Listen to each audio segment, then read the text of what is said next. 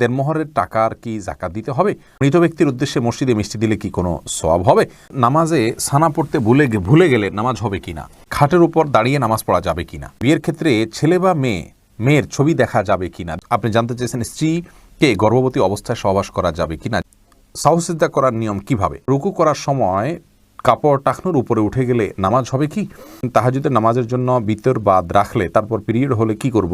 নামাজের নিয়ত কিভাবে করব? কাউকে কথা দেওয়ার পর সেই কথার খেলাফ হলে কি করণীয়?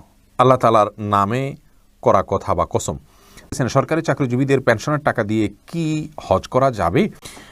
আর বিলম্ব না করে চলুন আপনাদের যে প্রশ্নগুলো ইতিমধ্যে আমাদের কাছে চলে এসছে সেগুলোর উত্তর দিয়ে আমরা শুরু করি।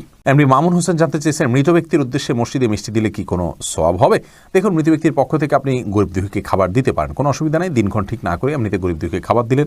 মসজিদে বিশেষভাবে খাবার দিতে এমন কোনো কথা নেই। গরিব দুঃখীকে খাবারটা আপনি বাইরেও দিতে পারেন, তাদের বাসা পৌঁছে দিতে পারেন। মসজিদ থেকে মসজিদের সাধারণ মুসল্লিরা আছে তাদেরকে আপনি দান করতে পারেন মৃত ব্যক্তিকে সওয়াবের উদ্দেশ্যে, সেটিও হতে পারে। কিন্তু এটিকে আমাদের দেশে যেরকম সিস্টেম বানিয়ে নিয়েছে এমন মানুষ যে কেউ মারা গেলে মসজিদে মিষ্টি পাঠানো, জিলাপি পাঠানো মুসল্লিদেরকে খাওয়ানোর জন্য, এরকম কোনো নির্দেশ, আলাদা পার্টিকুলার নির্দেশ ইসলামে দেওয়া হয়নি। তবে হ্যাঁ, মৃত ব্যক্তির পক্ষ থেকে আমরা সাদাকা করতে পারি, তারই অংশ হিসাবে খাদ্যদান হতে পারে। সেটি গরিব অসহায় মানুষকে প্রাধান্য দিয়ে দেওয়া উচিত। মসজিদে না দিয়ে আপনি সেটি যদি বস্তিতে দেন, গরিব মানুষের বাসা বাড়িতে দেন, সেটি আরও বেশি সওয়াবের কারণ হবে ইনশাআল্লাহ। সাজেদা জাবিন আপনি জানতে চাইছেন, সরকারি চাকরিজীবীদের পেনশনের টাকা দিয়ে কি হজ করা যাবে? হ্যাঁ বোন, অবশ্যই করা যাবে। পেনশনের টাকা দিয়ে আপনি হজ করতে পারেন। তবে পেনশনের যে টাকাটা পাবেন সেই টাকাটাকে মধ্যে আপনি আবার সেটা কোথাও লাগিয়ে সুদের উপর রেখে হজ করতে পারবেন না। আপনি পেনশনের টাকা নিয়ে হজ করতে পারেন, সম্পূর্ণ হালাল আপনার জন্য, এটি আপনার প্রাপ্য। এরপরে আশা সরকার আপনি জানতে চাইছেন, কাউকে কথা দেওয়ার পর সেই কথার খেলাফ হলে কি করণীয়? আল্লাহ তাআলার নামে করা কথা বা কসম। দেখুন, আল্লাহর নামে কসম করলে যদি সেটা আপনি রক্ষা করতে না পারেন, ভঙ্গ করেন, তাহলে সেক্ষেত্রে শপথের যে কাফারা সেটা দিতে হবে। কাফারা কি? কাফারা হলো আপনি 3টি রোজা রেখে দিবেন অথবা 10 জন মিসকিনকে একদিনের খাবার দিবেন, তাহলে সেক্ষেত্রে আপনার কাফারা আদায় হয়ে যাবে। এবং কয়েকটি কসমের জন্য একবার কাফারা আদায় করলেও হয়ে যাবে। আর যদি আপনি কসমের কসম দেওয়ার, আল্লাহর নামে কসম করার পাশাপাশি মানুষের সাথেও আদা করে খেলাফ করেছেন, তাহলে সেক্ষেত্রে তার অধিকারও আপনি নষ্ট করেছেন। এই জন্য কাছে ইস্তেগফার করতে হবে, ক্ষমা চাইতে হবে, সেই সাথে তার কাছেও ক্ষমা চেয়ে বিষয়টিকে হালনাগাদ করে নেওয়া উচিত। ব্যাংকে ডিপিএস করা কি হালাল হবে? শাহাদাত হোসেন সবুজ আপনি জানতে চেয়েছেন, স্ত্রীকে গর্ভবতী অবস্থায় সহবাস করা যাবে কিনা? জি, স্ত্রী গর্ভবতী থাকলে সে অবস্থায় সহবাস করাতে কোনো নিষেধাজ্ঞা নেই। আয়েশা আহমেদ আপনি ইউটিউব চ্যানেলে প্রশ্ন করেছেন, বিয়ের ক্ষেত্রে ছেলে বা মেয়ের ছবি দেখা যাবে কিনা? দেখুন, ছেলে বা মেয়ের ছবি দেখা যাবে বিয়ের ক্ষেত্রে শর্ত সাপেক্ষে। আর সে শর্ত হলো, ছেলে মেয়ের ছবি দেখবে, তার কোনো বাবা, অভিভাবক বা অন্য কাউকে দেখাবে না এবং দেখার পর এটি মুছে ফেলবে নিজের কাছ থেকে। এবং মেয়েও ছেলের ছবি দেখবেন এবং সেটি ফিতনায় পতিত হয়, ছবি দেখে বাজে চিন্তা হয় বিবাহ ছাড়া আগ পর্যন্ত, সেই সুযোগ যেন না থাকে সেজন্য এটি রিমুভ করে ফেলবেন। এই শর্ত সাপেক্ষে এটি দেখা জায়েজ রয়েছে, সম্পূর্ণ বিয়ের নিয়ত যখন পাকাপাকি হয়ে যাবে তখন।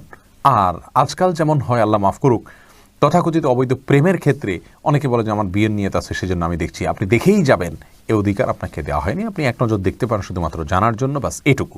এরপরে আপনি সেটার কন্টিনিউ করতে পারবেন না। এরপরে ইস্তাব্রো বাণী এই আইডি থেকে আপনি জানতে চেয়েছেন, খাটের উপর দাঁড়িয়ে নামাজ পড়া যাবে কি না? যাবে, কোনো অসুবিধা নেই। আপনি খাট হোক আর ভূমি হোক, ফ্লোর হোক, যে কোনো জায়গায় দাঁড়িয়ে সালাত আদায় করতে পারবেন।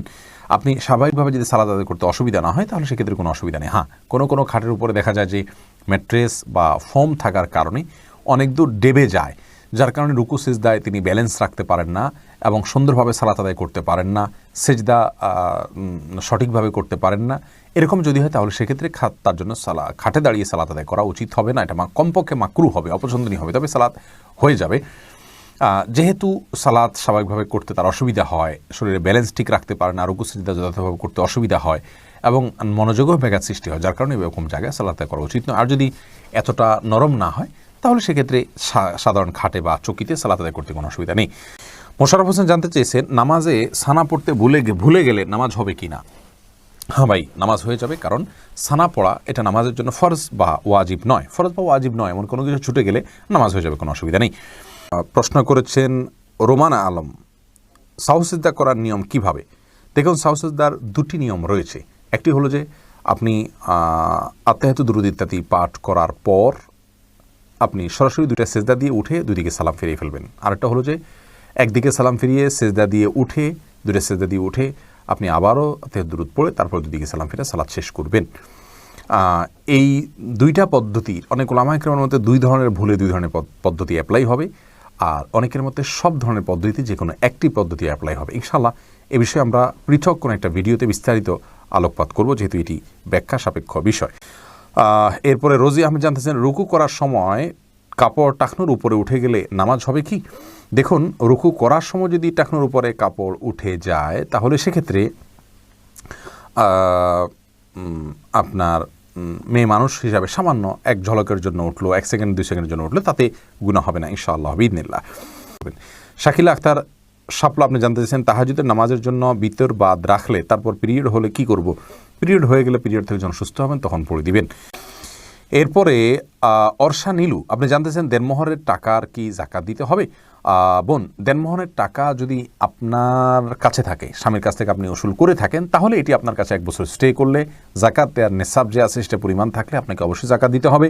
আর যদি স্বামীর কাছে পাওনা থাকে তাহলে স্বামীরও দিতে হবে না, আপনাকেও দিতে হবে না। হ্যাঁ, স্বামীর নগদ টাকা থাকলে, সম্পদ থাকলে এটা জাকাত তিনি দিবেন, কিন্তু এই টাকাটার জাকাত আপনাকে দিতে হবে তখন যখন আপনার কাছে এটা হস্তগত হবে।